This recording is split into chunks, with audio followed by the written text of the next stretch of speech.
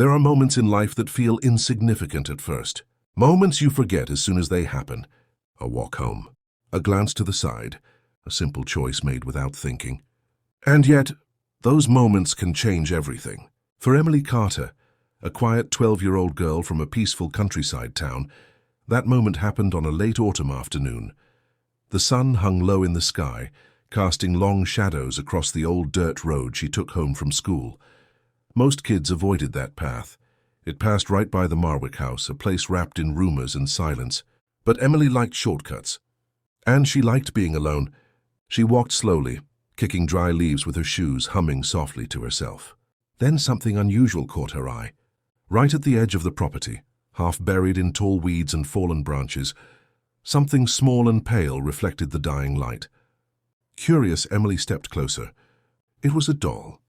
A porcelain doll, but not the sweet kind you'd expect a child to carry. This one looked old. Older than her mother. Older than the house behind it. Its face was cracked in thin, spiderweb-like lines, yet the glass eyes were strangely bright, as if they were brand new, as if they were awake.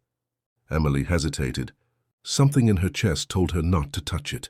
Something deeper whispered that she was not supposed to find it. But loneliness has a strange way of quieting fear. So she picked the doll up. The world seemed to grow quieter. Even the wind stopped. Emily blinked at the doll, unsure why she felt so cold suddenly. Then, forcing a smile, one she didn't entirely feel, she tucked the doll under her arm and continued her walk home. And from that moment on, nothing in Emily's life would ever be the same. To understand what Emily had brought home, you have to understand the Marwick house. Decades ago, the Marwick family moved into town. They were polite but distant. People rarely saw them outside. They had no relatives, no friends, and barely spoke to anyone. They kept to themselves until the day they adopted a little girl. Her name was never known. Some said she was 6, some said 8, but everyone agreed on one thing. The girl never spoke. Not a word. She didn't smile, didn't laugh, didn't cry. And every time someone passed the house, the child was always standing by the window, just staring out, holding the same porcelain doll Emily now carried home. Then one cold morning, the Marwick home was silent. No lights, no smoke from the chimney, no movement in the windows. When the sheriff entered the house, he found plates still on the table, chairs knocked over and the front door slightly open. But the family was gone, vanished. Rumors spread fast. Some said the little girl was not truly human. Others claimed the doll was cursed or possessed or created for reasons best left unknown. A few swore they saw shadows moving inside the empty house late at night. But the strangest rumor of all was this. The Marwick family didn't disappear. They ran. From the doll. The story faded over the years. New families came and left. The house rotted. The weeds grew taller. But the doll? No one ever found it. Until Emily. Emily brought the doll home and placed it on her desk. She didn't clean it. Something about wiping the dirt off made her uneasy, but she liked having someone in her room with her. That night she fell asleep faster than usual. Around 2:14 a.m. she woke up suddenly. No sound woke her. No nightmare. Just a strange, sharp feeling like she was being watched. Her eyes adjusted to the darkness. That's when she noticed it. The doll was no longer on her desk. It was standing on the floor, facing her bed. Its glass eyes reflecting the small amount of moonlight like 2 cold stars. Emily sat up slowly, her heart pounding so loudly she thought it might wake her entire family. She whispered to herself, "I must have moved it. I must have." But she knew she hadn't. The next morning she tucked the doll back onto her desk. She forced herself not to think about it. That strategy worked. Until the next night. This time at 1:47 a.m. she woke again. And again, the doll wasn't where she left it. It was closer. Much closer. Right at the foot of her bed.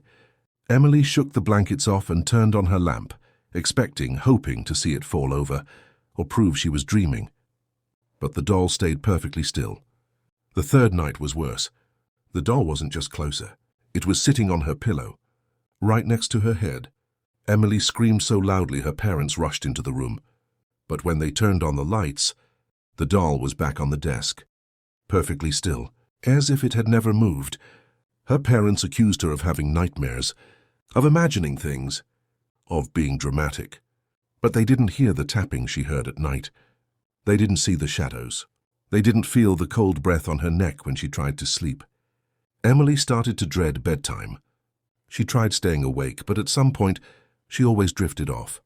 And every time she opened her eyes, the doll was somewhere new, somewhere closer, somewhere impossible. Emily eventually decided she needed to do something. Anything.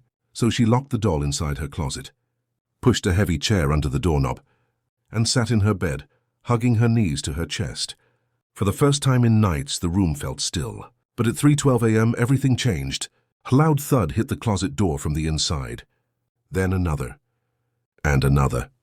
Emily covered her ears, tears streaming down her face. Then came the whisper. A soft voice, a child's voice coming from inside the closet, calling her name. Emily. Let me out. It hurts.